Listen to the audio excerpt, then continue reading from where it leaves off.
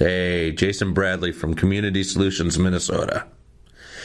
We just started an Instagram account that I want to tell you guys about because we're finding all this great stuff across the state of Minnesota, and we have to share it with you. You're going to find exclusive content that is not going to be anywhere else on the web. We're going to give you behind-the-scenes looks at our podcasts, our tour of roundabouts, the mixed-use development that we find, our keynote addresses, all this stuff that is going to have a great story along with it that you can share with your friends and your neighbors so that they understand what's going on in their cities as well. Where can you find it? COMM Solutions MN on Instagram. Thank you very much. Thank you from the bottom of our hearts. So now please share it, get out there, and let's tell our story, Minnesota. Thank you.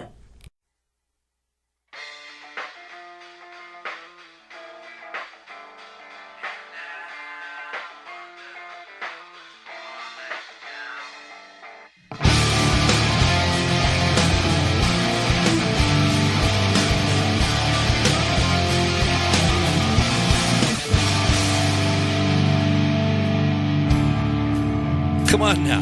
Who do you think you are? Bless your soul. You really think you're in control? Well, I think you're crazy. This is the Community Solutions Podcast. Jason Bradley, Andrew Richter. I thought you were going for the, what's that song from the South? Who do you think you are, Mr. Big Stuff? I thought that's what you were going after there. No. I thought maybe I knew the reference for once. No, I think maybe you've even stumped me on that one. I don't know what the... I got the one, the band, the Three Guys with Paul McCartney. I remember when you did that, but the other ones I don't know anything about. Oh, boy. That's all right. You got Bruce Springsteen, too. So you're two for, what are we on? This is episode 42 of the Community Solutions Podcast. I'd be sent to the minors if I... You're 2 for 40. That's... Well, there's teams in the majors I could bat third for, to be honest. Well, that's true.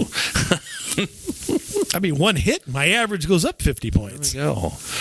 Oh, that's the way it should be, right? Welcome, everybody. It is so good to have you here with us. Like I just said, this is, I believe, episode 42. We're churning along. We're coming along to the end of 2017 and looking forward into 2018. What a year it's been for Community Solutions, for me personally, and for, just politics generally speaking. I'm not sure we'll see another 2017. Wow. And for an odd year like this, it's been an odd year. Strange and number-wise, it's been an odd year. Eventually, hopefully, we'll get to a point in Minnesota where the odd years are just... They're reserved for planning, they're reserved for recruiting, they're reserved for fundraising. And not elections. And let's hope that happens. I don't know that'll... Minneapolis and St. Paul can do what they want, but the others... We'll let East Germany be themselves. But Mississippi will sink and swallow them all up. I don't know. It kind of reminds me of voting in the old what do you call it? Warsaw Pact countries where there's 6 communists on the ballot. Right. That was your freedom of choice. Right. It's like the Venezuela elections. Right. You got Khrushchev, Stalin, Brezhnev. Which one do you want? So right. So that's sort of what that reminds me. You can rank them though. In Minneapolis and St. Paul, you could rank. Right. Those people. That's true. What KGB guy do you want first, second, third? So maybe that's a compromise that's been made. So, odd year elections, like we've talked about, are, to me, a disservice to our republic. And I think odd year referendums, I feel the same way about. I'm lukewarm. And I don't want to speak for you on this, but I'm lukewarm about a state law coming down saying that. I don't want the state to impose a bunch of things, take away things I don't like and impose 50 other things. That's not really what we stand for here. Right. But when it comes to voting, it kind of takes precedence over a lot of things. But I'm still kind of lukewarm on that. Yeah, and I understand. I mean, our elections are run through the Secretary of State's office. They should have say over what happens in our electoral process as a state. However, I don't know. It would be nice if people just decided to do the right thing and play nice. Hey, and we're not interested in cobbling power together. We're interested in putting together a system that involves the greatest number of our residents to be able to have a voice, which isn't what we have now. If you guys listened to us a few shows ago, we were talking about odd year elections and why we hate them. You can go back and listen to that podcast. But it's crazy because we need to involve our entire communities, and we shouldn't be playing parlor tricks that keep people home. Well, and I think if I can take it a step further, the worst things that I see are the school referendums in March. Yeah, I mean, clearly they're designed to rig something. The fact that a district like St. Francis can get a no vote last spring, and then they can come right back to the voters in November. If the vote is yes, the no people can't get a redo. No. So, why is that? Why is that acceptable also? I mean, and, the other bigger question about that is you've got school districts that have to go out and get a referendum, and you have cities and counties that can just do whatever the hell they want. Yeah. Is that fair either? Now, school districts are funded largely by the state, not by, which is, I think, opposite of what people think because of the per student money.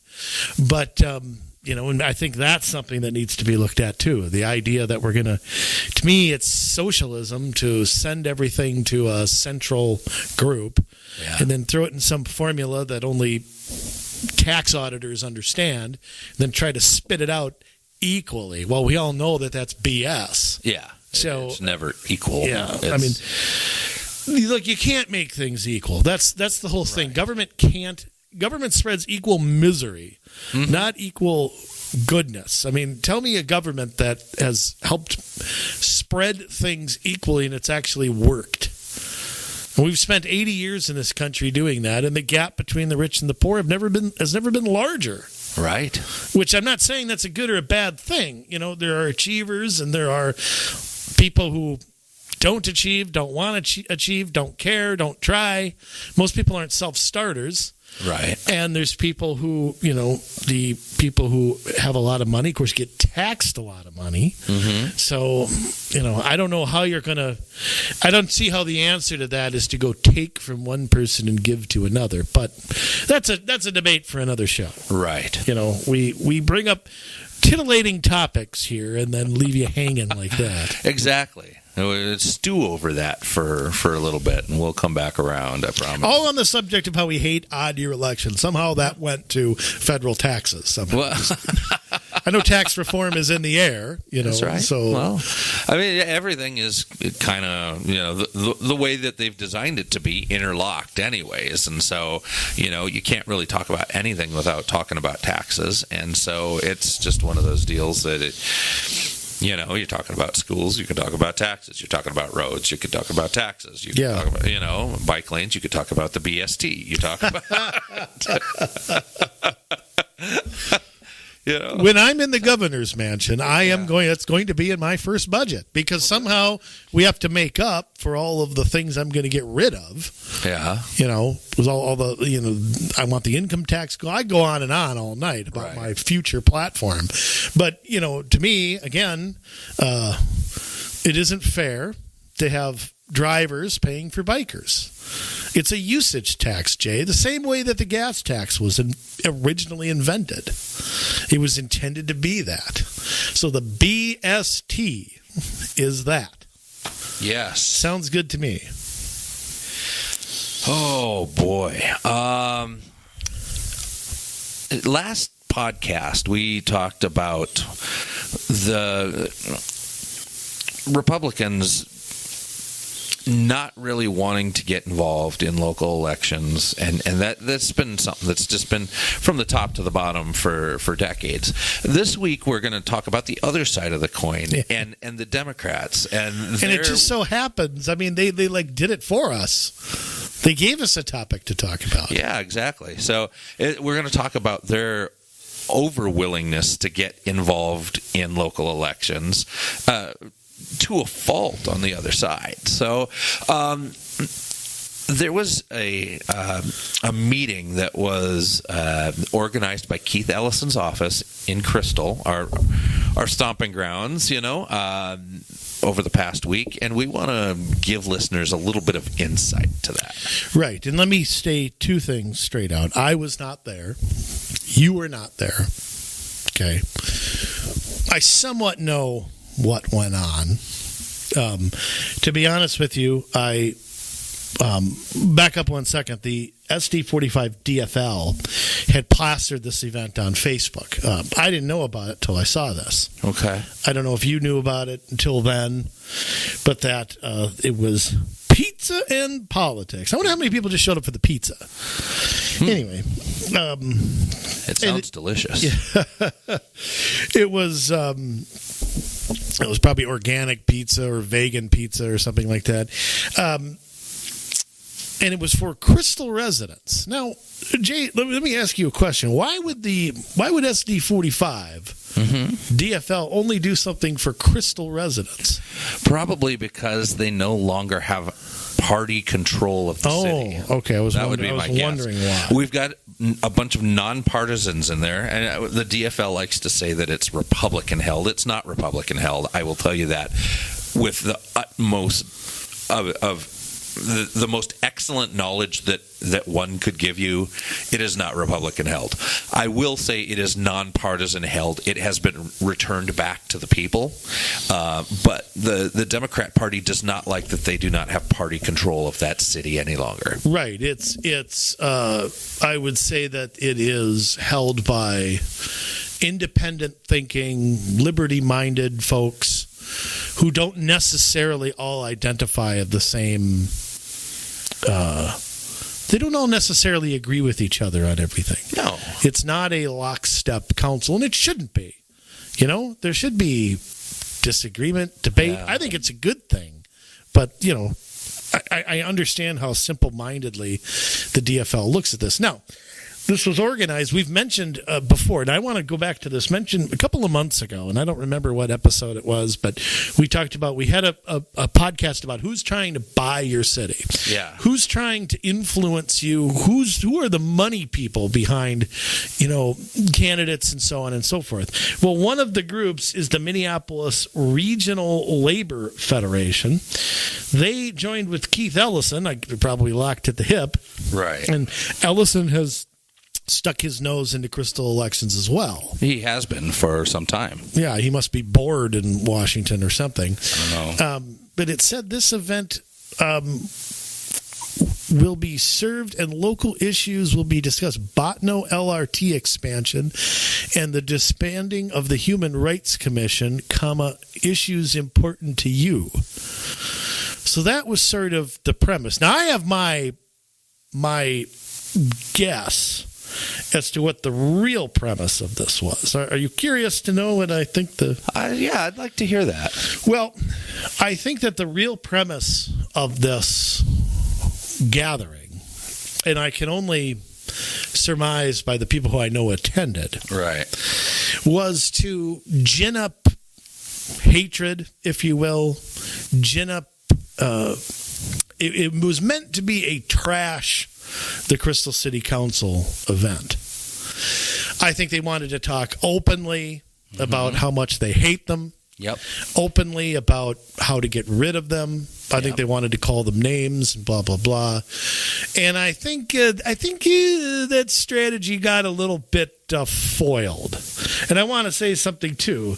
I know there are people who think Jason and I are the puppet masters of everybody, and I laugh at that. I'm honored that I'm thought of so highly. That yeah. I've got a puppet show, and we're pulling the strings. Truthfully speaking, this council has worked on its own. they've largely taken on their own issues. I've certainly supported everything I can. I don't want to say it's 100%. I think I've disagreed with a couple things, and I won't get into that, but respectfully. And but the idea that you and I are the ones, writing little notes and sending, do this, do that, do. Yeah. I mean, I to say I laugh at that, and I wish it were true. I wish I had, I could dial a number and say, hey, here's what I want you to do next week, and you better do it.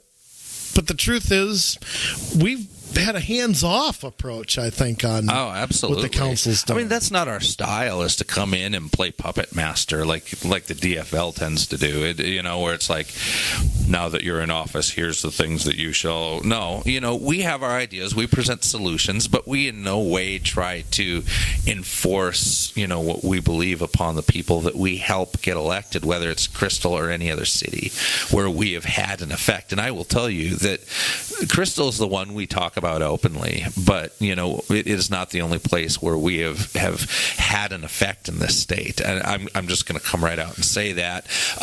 Where? Well, you'll find out. Coming soon to you. You'll find out over time. But here's the thing. I mean, they paint us out to be, and I love it. I mean, we're basically Stephen Hawking and Albert Einstein of the CD5. So it's amazing, and I love that.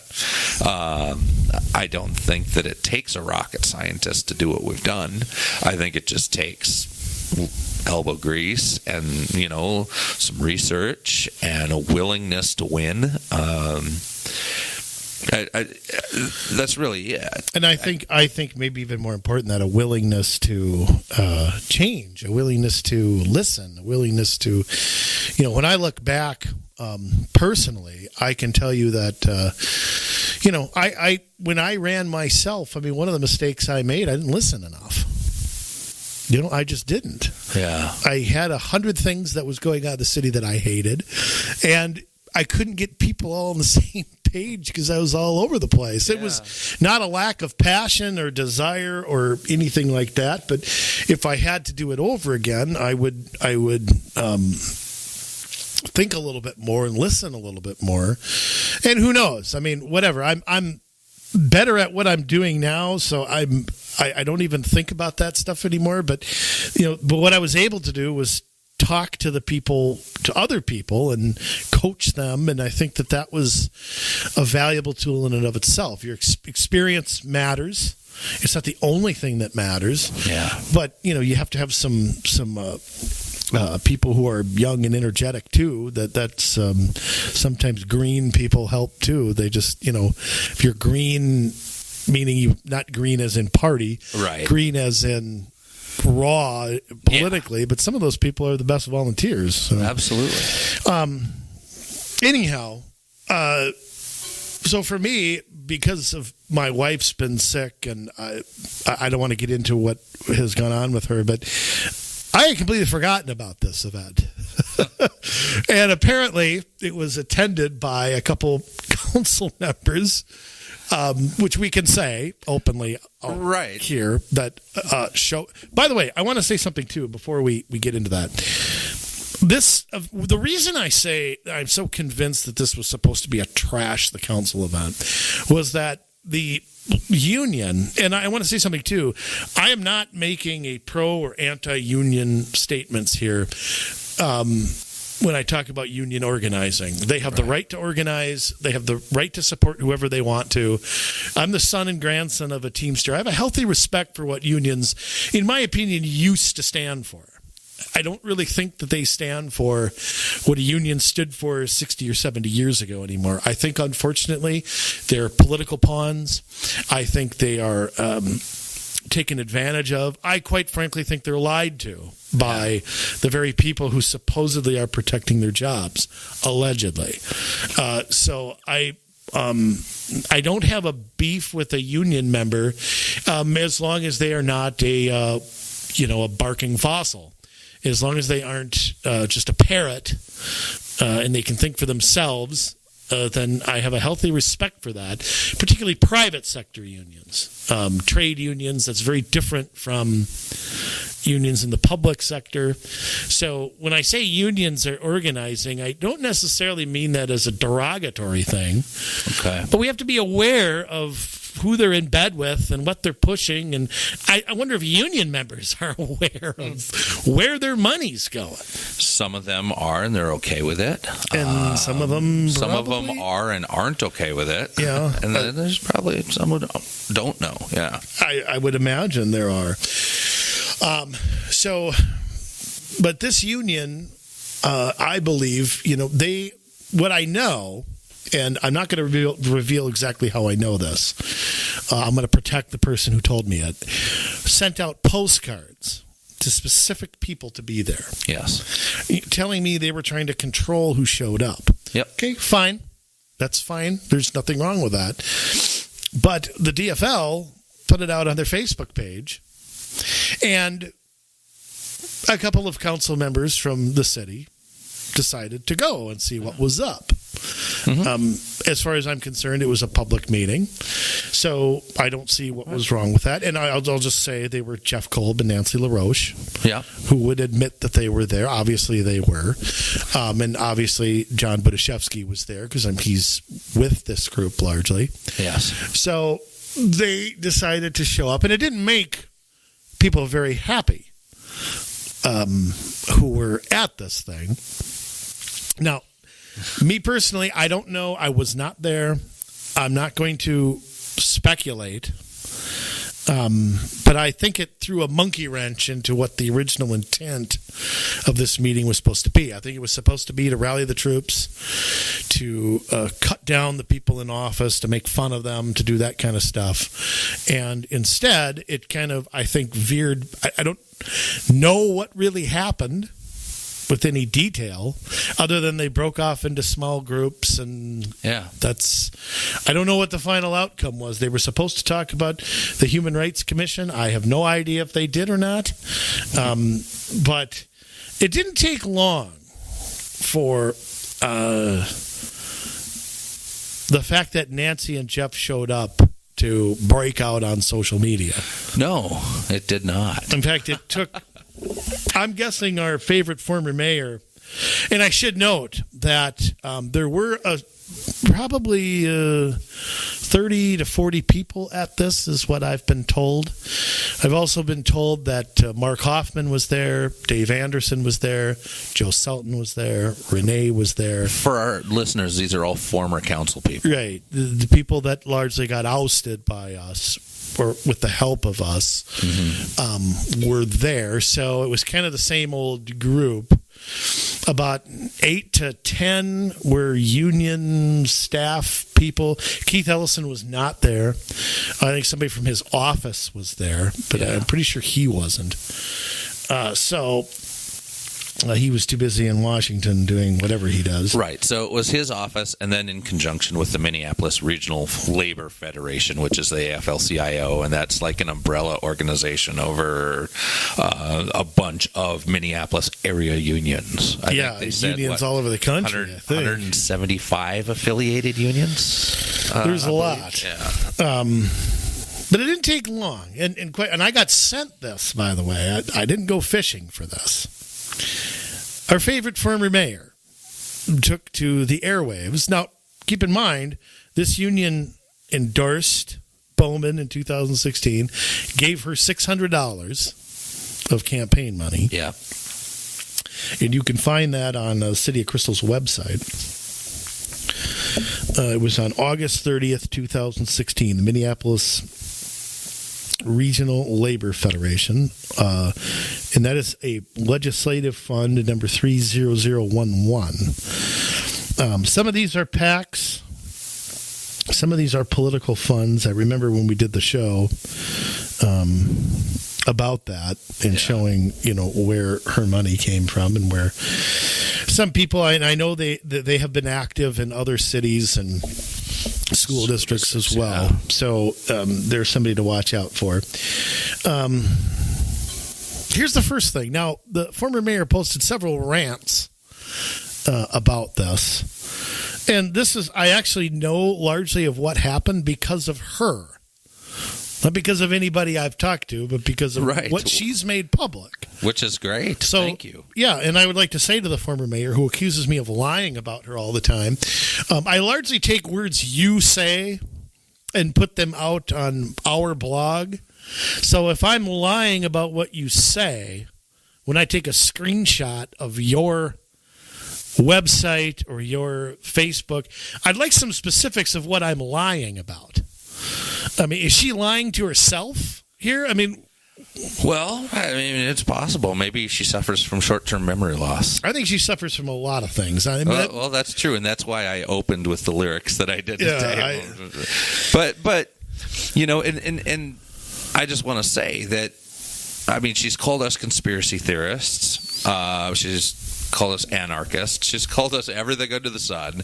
But yet she can't ever tell us what's wrong, like you said. I mean, it always goes back to her words, and really it's just an attack to defer attention away from what she's actually said. Well, I think I think she has a victimization complex. I think anybody who disagrees with her is an enemy, is attacking her. I think she likes to play the victim card, the woman card. I think it's just genetic in her. I don't know how else to put it. Yeah, I mean, she doesn't take responsibility for things, and she just kind of hides behind whatever gives her shelter at the moment. Whatever. But, okay, here's what she first says. Now, keep in mind, I had forgotten about this. Yeah. Okay, I didn't know Nancy and Jeff were going. Nobody called me up. I didn't send them there. I didn't do anything like that. So yeah, I mean, I may have put out a post on social media. Right, that, hey, I heard about this, and that's right. As much as I did. And I don't even recall asking people to go, or like I said, with my wife being ill, I forgot about. And here's the. Excuse me. Here's the quote. Interesting evening! Exclamation point. The Republican Party showed up. All of them? I guess so. They are always welcome, and I hope they learn something. Yeah, sure. They're always welcome. Mm-hmm. Okay. That's why, well, I mean, maybe we'll get into Johnny B a little bit later. But yeah. Nancy LaRoche, spelled Larouch, is not even close to being right. And in a it was at a small L.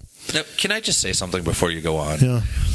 Maybe this is just me and a personal conviction I have, but people's names are super important. They mean something. Your parents give you a name, and they give you that name. It's less and less the case that it means something specific and more, I like the way it sounds or this or that. But a lot of times people are named, and especially like Nancy and Renee's generation, their parents named them because that name meant something. And so to purposely, and maybe it's not purposely, but to take so little care in getting people's names right. And I will say that sometimes it is purposely, because as you'll get to later, she purposely creates a name for you and a name for Jeff Kolb. And she does this. So I don't know how much is on purpose, how much is just she's really terrible at grammar and spelling. But take the time to get somebody's name right, at least. Even if you're going to give them constructive criticism or excoriate them, at least get their name right. Because how many times I looked up Budashevsky before I wrote it? I always try to get the spelling. I never knew it. Yeah. Even with John, I have always tried to spell his name right in articles because it's his name. It's important. Wow. I don't want to denigrate him as a person. I just want to talk about what he's doing. Well, I don't know whether it was intentional or not. I know that was not even close to being spelled right. But this is the other part. Republican Party leadership, which Nancy is not a part of, and Crystal City Council member asked recently how communities organize. Asked recently. Soon. seems a little fishy that Nancy would ask Renee how to organize, Right. being she's the one in office and Renee is not. Sounds a little fishy to me. Hope she learned how it's done. Thanks to everyone. Looking forward to more of these. Okay, fine. That's her post. I can live with that. Yeah. Even if she doesn't know how to spell, fine. I don't care. LaRoche isn't the easiest name to spell. You could look it up. Really, probably take you 15 seconds, but whatever. Okay. Hey, she was probably typing in anger and probably typing in with so much hatred that, But here's a little clue, and here's how I've done it in the past. If I don't know how to spell a councilman's name, I will Google the name of the city and go to their website and check it out. Well, and all your answers are on Google. It's amazing. Let me spell it for you. GOOGLE.com. Google.com. Com is C-O-M. Oh, yeah. All of the answers that you want for spelling somebody's name, they're out there. Well, okay. Now, Tuesday morning, I got sent another thing. Now, keep in mind, I didn't attend this. I had nothing to do with this. But I got sent another beautiful thing that she wrote. And this gets a little more nasty. Quote, and I'm talking about the former mayor here. Everyone within hearing distance of the alt-right here in Crystal, ! First off, a run-on sentence. I don't know who the alt-right is. I have no idea what that means. It's just a term gets thrown around. Just know, councilperson Lil Jeffy Kolb was in my small group at last night's meeting, ! As I was talking, he was texting to Lil Andy Richter, which he was not doing. My wife and her family and her doctors can all testify to the fact that I was not getting messages from Jeff Kolb. Yeah. So Bowman clearly doesn't know what she's talking about. Either can't read or I don't know what it is. But you talk about being a liar. There's lie number one. These boys, I believe I'm a man, not a boy. Right. Girl, I guess I'll call you girl, are bigly, which is a word I've never heard of, liars when it comes to me, so just a warning, anything said about me from these two is a big ol' lie. All they know how to do is lie with no space. I can honestly say, I go back to what I've said, show me one thing I've lied about. If you can show me something, I'm all for listening. Yeah. I guess disagreeing with her is a lie. She posts something about hating somebody. I put it on our blog, and I'm a big liar. Well, right. Why don't you shut your big mouth? She goes around campaigning about not wanting to shut the airport, and then I find in the Mac minutes of a meeting where she's talking about wanting to close the airport. Well, and I publish it, and we're the liars. Here's the thing. This is what it's about. 10, 15 years ago, okay, there was no group like ours, okay? Renee and her friends owned everything around here. Right. They could say what they wanted. Nobody looked it up. Nobody did anything. Now, a couple of people. Now, keep in mind, our brain trust is not 1,000 people here. No. A few of us come along and we look into our city, I can say straight out, yeah, I didn't look in this with the intention of going after anybody. That was never my intent to start with. It went in a direction I didn't think. And we're out there now, and she still lives in this fantasy land that we're going to go back to 1997. Right. So I've said this before and I'll say it again, and this sounds arrogant when I say it, but I'm convinced of this. They are so jealous of us. They have no idea what they're doing. They still don't get it. Yeah. And I sit there and I shake my head like, do you people, there's an old saying, if you can't beat them, join them. Yep. And there's an old thing about, you're playing football, okay, and you're running against the West Coast offense, and right. They're marching down the field. at what point do you say, well, maybe we should run the West Coast offense? Right. Doesn't that apply to politics in a way? Okay, you see something working. Mm-hmm. Don't you stop and say, gee, maybe what we're doing isn't working.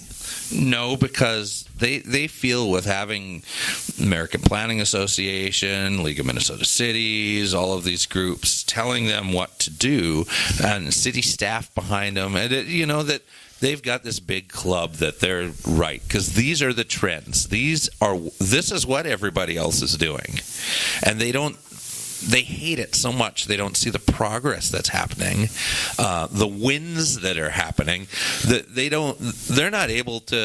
They're not happy that there's quiet zones for trains in Crystal. They wish that train was still blowing, because every time that whistle blows, people get irritated.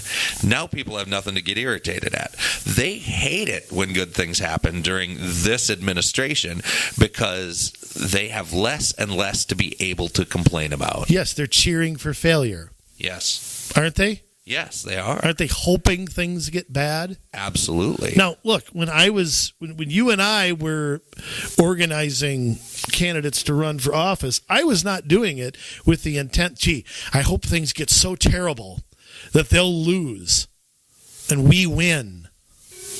What kind of an attitude is that? Yeah, I hope the stock market just tanks tomorrow and millions of people lose their retirement. Also, we can gain something. Now, what kind of a shallow jerk says that to themselves? Exactly. So, yeah. Now, this isn't the end of the bizarre rants here. And I don't want to make this an anti-Renee show, but when somebody puts their foot in their mouth and chews on their toenails and, bites a toe off, you just kind of can't help but keep going here. And this is maybe my favorite rant, Jay. Now, yes. You follow along because I sent you this one. Yes, you did. We had a Democratic labor meeting in Crystal last night, and the Kolb, LaRoche, misspelled for a second time. Yeah. Plus their fine entourage of cronies showed up. Really? I wasn't aware that a whole bunch of cronies were there. I have no idea who that was. Here's another run-on sentence. Ended up with Kolb in my small group, and I was the only woman in the group. Oh, well, I guess that's discrimination on the union's part, right? Well, I guess it would be. They set up the groups, right? Or did the Kolb set them up? I guess the Kolb set them up.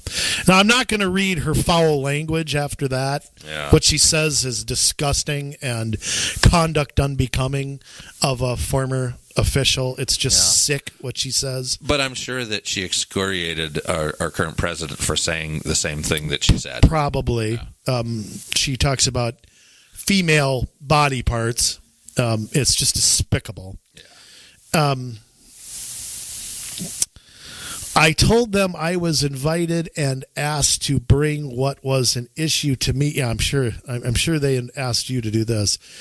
It was the loss of the Human Rights Commission as a huge hit to diversity and acceptance in our community. Yeah, it's just terrible in Crystal now. I mean, everybody's just getting discriminated against. Eye rolling. Blah, blah, blah, blah, blah, blah. I want to skip over the part where she, tries to take cheap shots at Jeff Kolb here.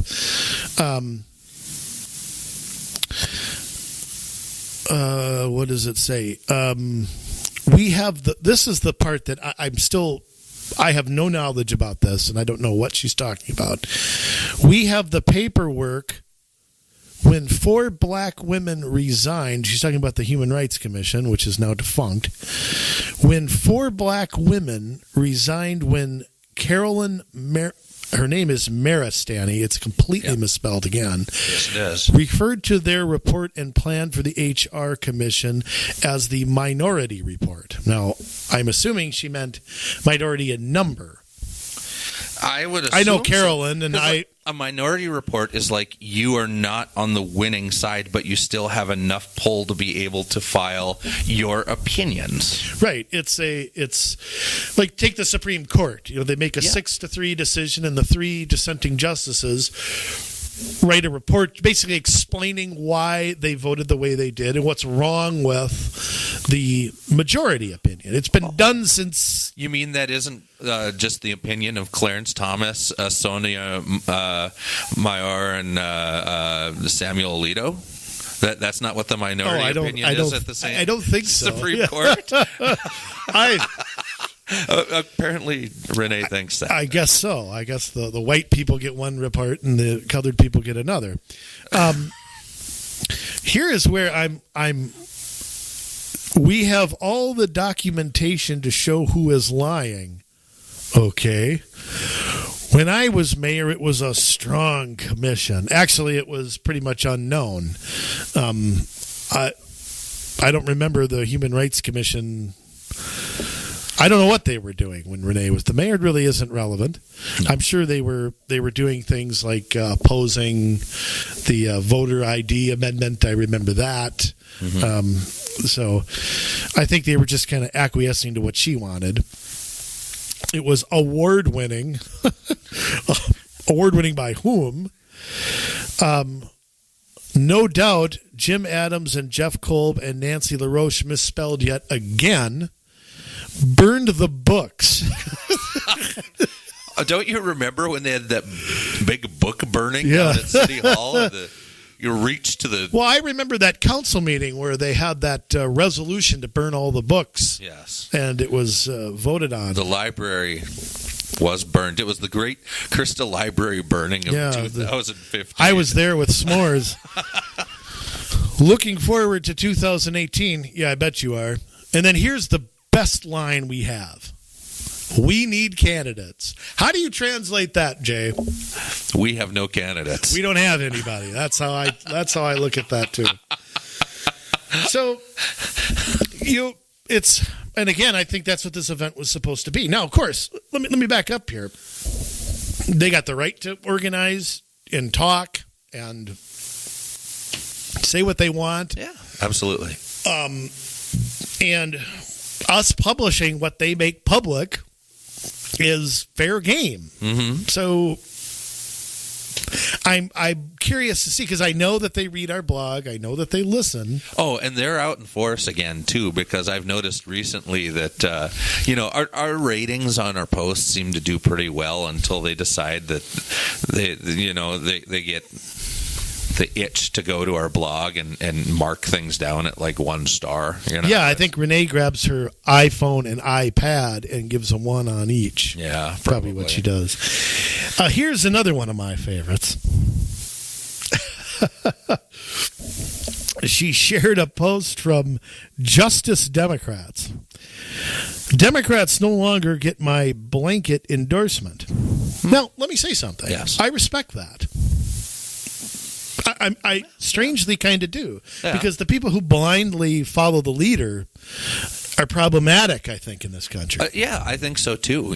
I don't blindly follow any party either. I think that's admirable. Yeah, so I'm fine with saying that. Mm-hmm. But here is where I just wonder what color the sky is in her world. Some of the Democrats in my Senate district are Republicans attacking the real Democrats and normalizing anti-people behavior. All right, you over there. Stop that anti-people behavior. We don't want that. Anti-people behavior. They know who, they, with no spaces, are, and we'll be exposing them too. Oh boy! So there's a list. I guess there's a warehouse of all these people that have been voting for Lyndon Carlson and Ann Rest since the Spanish-American War are really Republicans. Yes. Okay, they really are, and they're going to be exposed soon. You better look out. I'd be scared. So. Yeah, I mean, and just to get back to the moral of the story here is, I mean, what do we have to look forward to going forward? I wrote an article for Community Solutions a couple of years ago where I said, I don't recall, I should have looked it up and reread it, but where I basically said that partisanship is going to get worse in this city, not better. Where it's going to get substantially worse. I suppose I could look it up, but the whole point was there are some people who think that these seats are their entitlement. That, if they're not in charge, then there's something wrong with the world.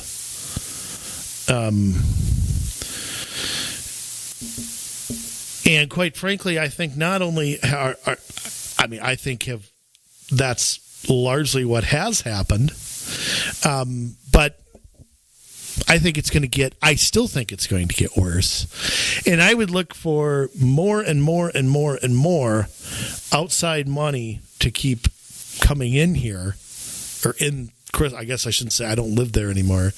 And I think that this is going to get worse and worse and worse and worse. Am I out to lunch? No, I don't think so. I'm trying to find that article as well. But I know both you and I have stated numerous times, that this is an issue. And I think that anytime people believe that something is rightfully theirs, when we're talking about political office, that is something, voting public, that you want to run away from as fast as your feet will carry you, because all of a sudden, you get this mentality that this is my seat and I can do as I please.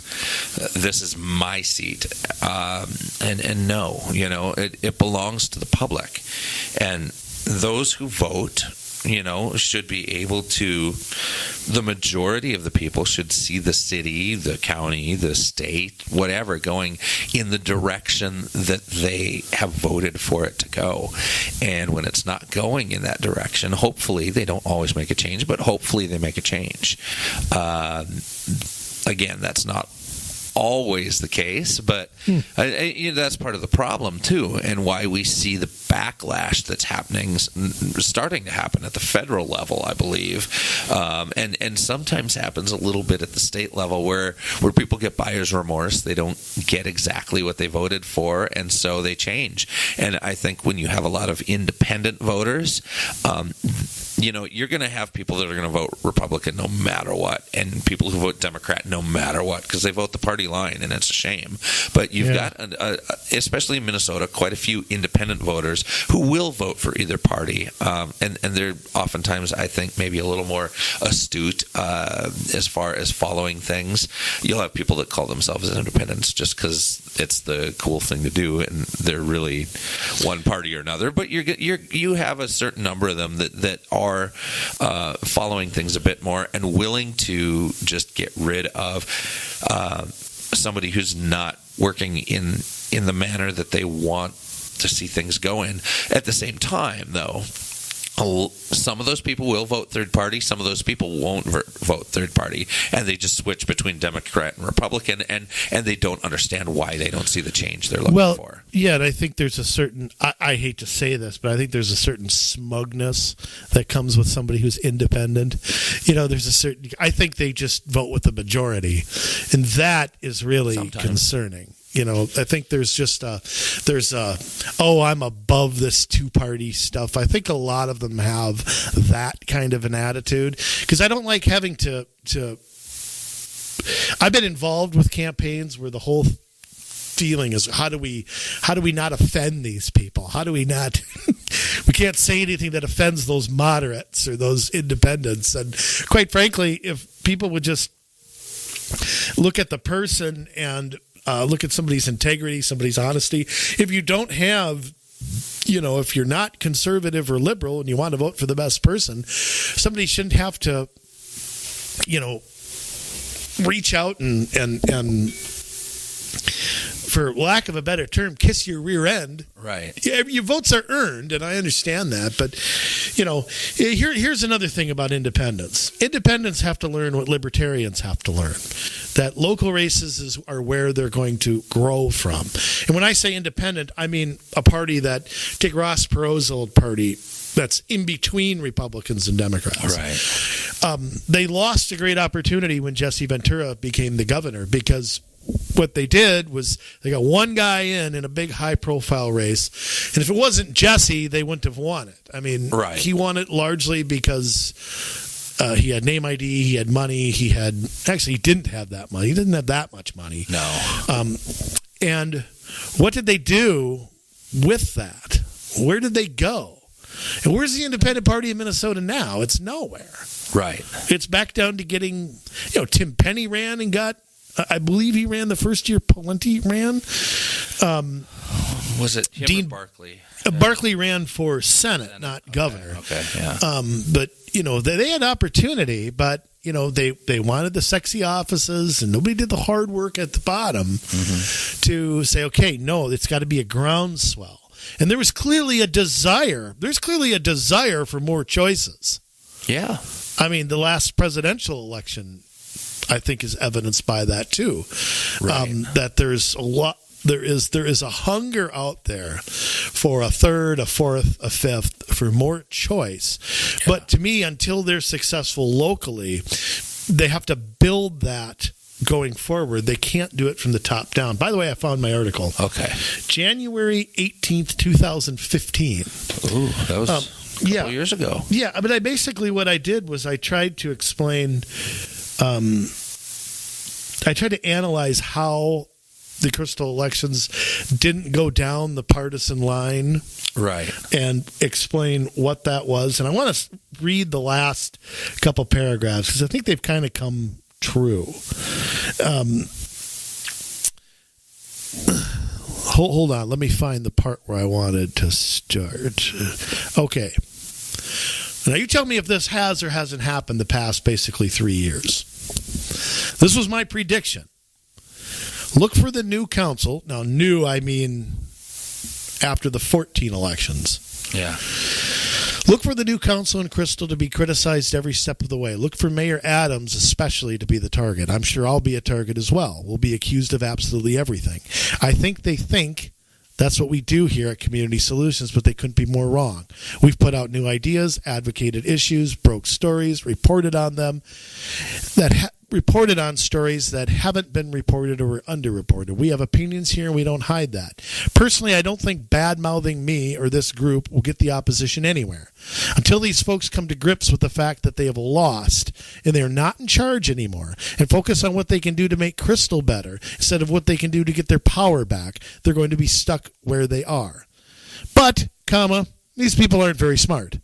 I look for the partisanship to get worse, not better.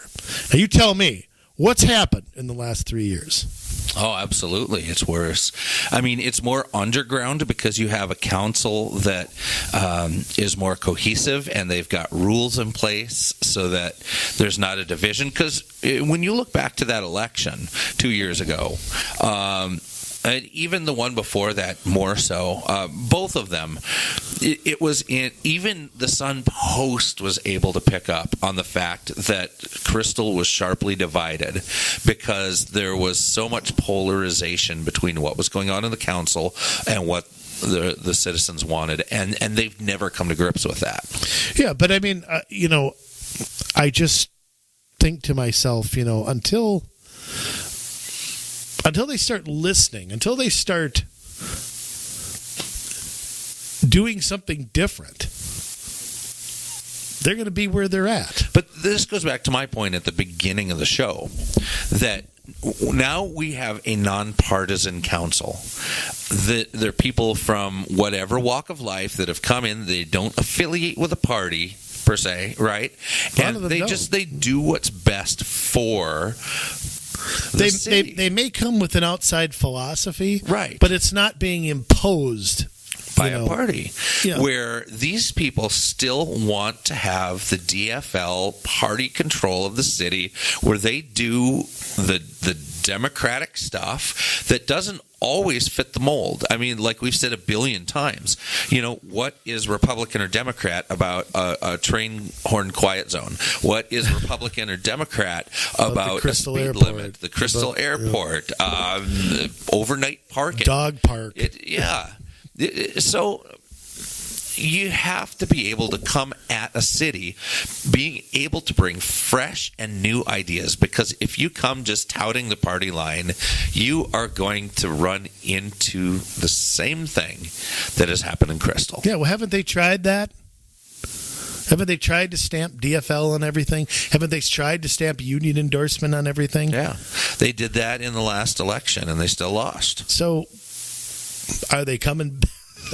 Well, they could be my guest to keep trying, I guess. I mean, by the way, I got to say one more thing, too, about our favorite former mayor. She is not being reappointed to the Environmental Quality Commission. Really?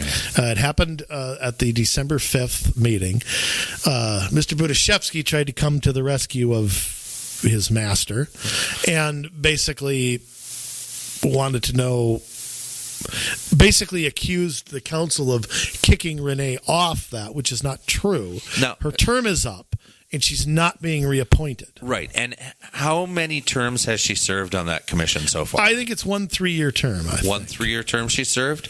I'm pretty certain.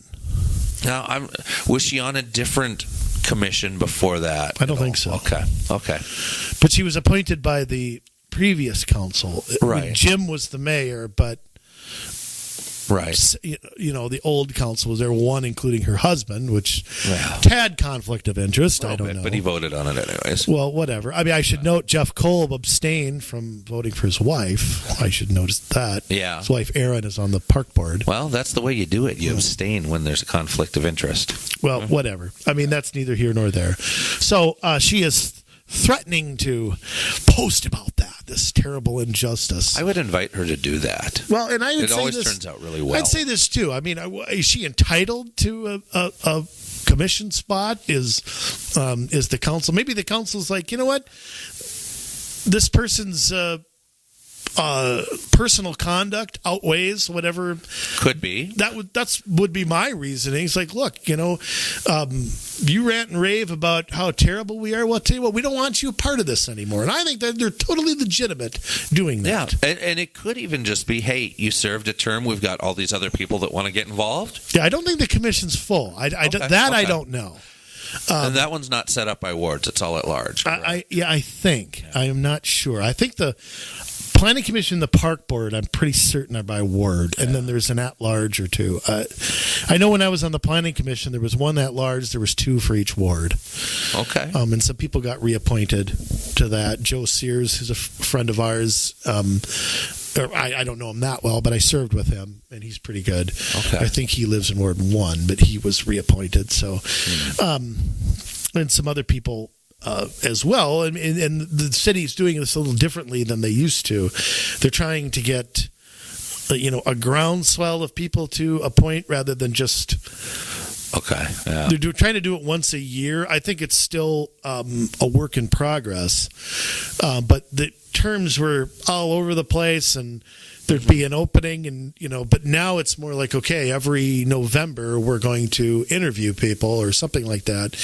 And the hope, I think, is that we can fill these things better if there's a time of year where everybody knows to come and apply. Yeah. And maybe that's a better idea, but I think it's worth trying. Clearly, the way we were doing it wasn't working. Right. There were, I think I don't know if it was the human rights or the EQC went through something like 30 people in 3 years. I mean, and there were vacancies all over the place. Somebody'd be appointed, somebody'd quit, somebody'd move. I mean, I remember because we would talk about it and it's, hey, this commission has 6 openings. You guys could go, fill this out right away and fill it up.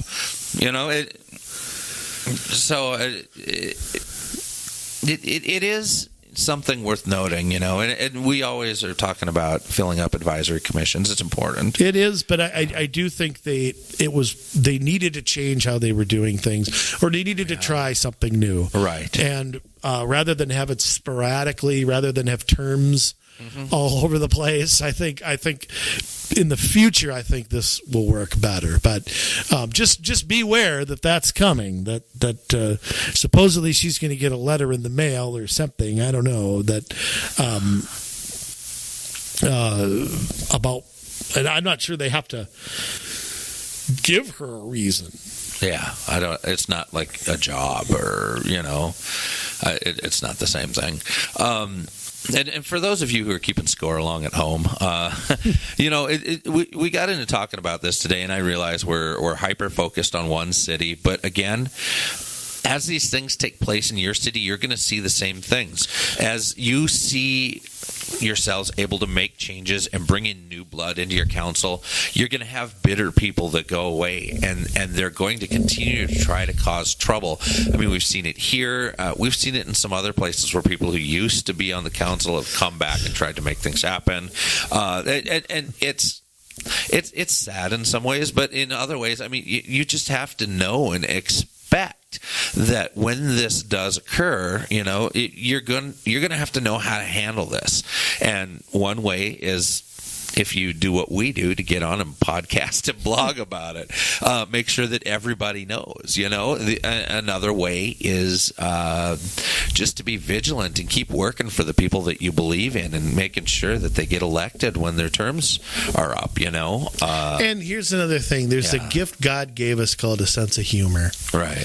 And sometimes you just have to laugh. Yeah. Sometimes you just have to have a good belly laugh at what people say. I mean, when you get on the computer and somebody is excoriating, calling you names and saying you got texted by somebody, you know what the best thing to do is? Remember, I showed that to my wife, and we both started laughing about it. Yeah. It was the best. It's like Molly wasn't feeling bad anymore. No. It was a good thing. It was like, this is hilarious. I think it's great. I like when this kind of stuff happens personally. You got to have tough skin, folks. Well, you do, but you also have to just the paranoia. I'll tell you what. People don't like it when I say stuff like this, but I'm going to anyway. Okay. They are jealous of us. They're scared of us. You got a congressman's office that is organizing an event in this city to try to overthrow the people who are there. And you know what? Congressman. Yeah, and you know what? I'm going to say something straight out. These people are clueless as to how to do it. They are as clueless as I don't even know what. I can't even come up with something that they're as clueless as.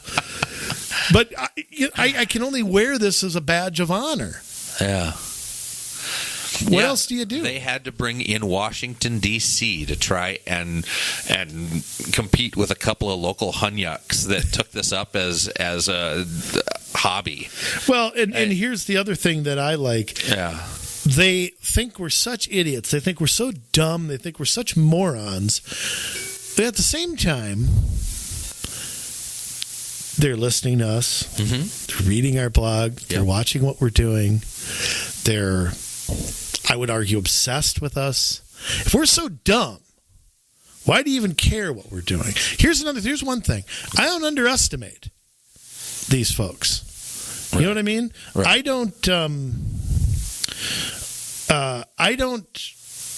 I take what they do seriously. Yes.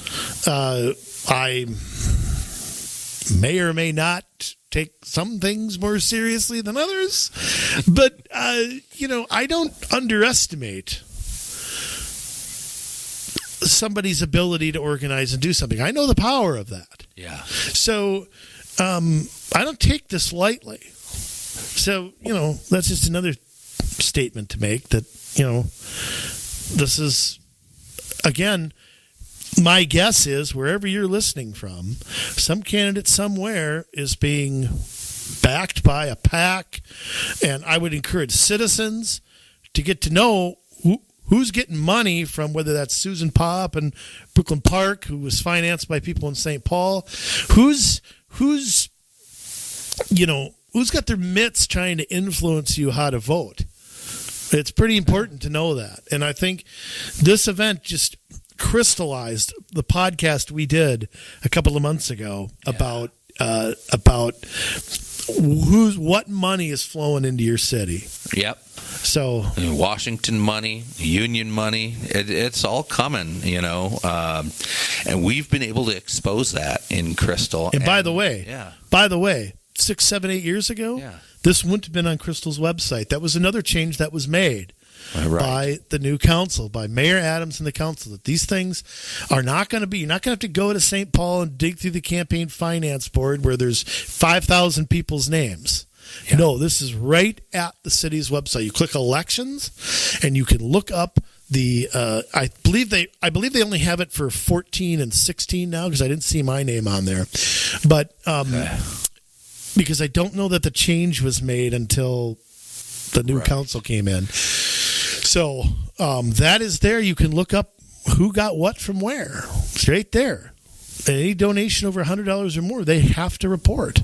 Mm-hmm. So look at those candidate filings, and you can see where who's, I don't want to say who's buying who, because you have a First Amendment right to, I believe anyway, that's your freedom of speech, your right to petition government.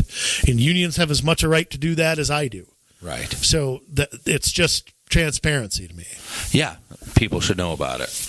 Absolutely. So that's a good, fun, roundabout way to talk about what happened Monday night, December 5th, at an event we weren't at. Somehow I was. Yeah. Well, and that's the thing. I mean, it's one thing for a city council person to walk into an open meeting like that about their city.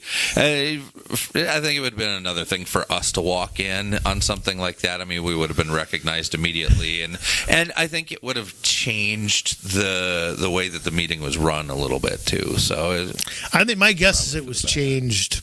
Probably when the city council folks walk through the door. But look for them to have another meeting like this and not publicize it and make it more of a trash the city council, which is unproductive. I mean, you and I, when we held meetings to talk about the city was doing, it was not a meeting to call the people in the office names or anything like that. It was productive, and it was informative, and it was with ideas.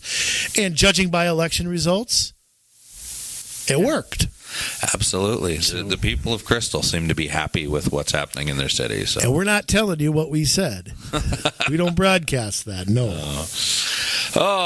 So hopefully you've enjoyed that, and it is fun for us. Hopefully it's fun for you, because hopefully it's educational as well, even though it's not your city. Like we say, these things will happen, and you'll see your city walk through the same kinds of things that we did. And as we get into more cities, and we're working in more cities, we're starting to see some of that already. Some of the same stuff that we saw at the beginning with sitting city council people getting irritated and starting to show their true colors and who they really are. I know that there is a story getting national exposure about the mayor of New Brighton who went on a crazy rant, and it was captured online, and now it's hitting the national news, which is amazing, And we had people from New Brighton in to talk about that before it ever became a story. So just remember that, folks, that we are on the cutting edge of a lot of this stuff, and we hear what's going on. We've got an ear to the ground. If you have a story that you want us to know about, somebody's not behaving right in your city, somebody is bending the rules, playing fast and loose, maybe you want to run for something, whatever, you need to get a hold of us. You can do that at commsolutionsmn@gmail.com. commsolutionsmn@gmail.com. We're all over social media. It's so easy for you to spread the word and look like a hero among the people that you live around. And I say that because this is really about you. We have getting Crystal it was about us, but it was also about our neighbors and our families and the people that live in our community with us. But now what we do, it is all about you, Minnesota, and cutting down your learning curve in learning what we know, being able to come away with the knowledge that we have without spending the 9 years that we've spent accumulating it. So I'm telling you right now, this is our opportunity. We have the ability to be able to make a serious change in this state. And we can either face it head on and tackle it, or we can acquiesce and just let things happen as they are. And, I just want to encourage you to get involved at the local level. It's completely worth your time. Don't stand by and watch other people do it. You have a special skill that you need to employ to help your city, your school district, your county get to the next place in their journey. Because a lot of them are stuck listening to the same old stuff from the same old organizations that are keep pushing from the same old talking heads and thinking think tank people. That's a great phrase. It's time for new ideas.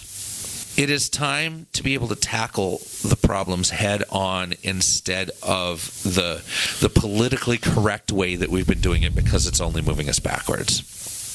Hear, hear. So, Minnesota, this is your call to action. Every week, as we give you the news, as we talk about what's going on, this is your call to action. Email us, share what we do, not to make us look better, but to be able to move your community forward. Because we love you, Minnesota. Now it's your turn to get to work.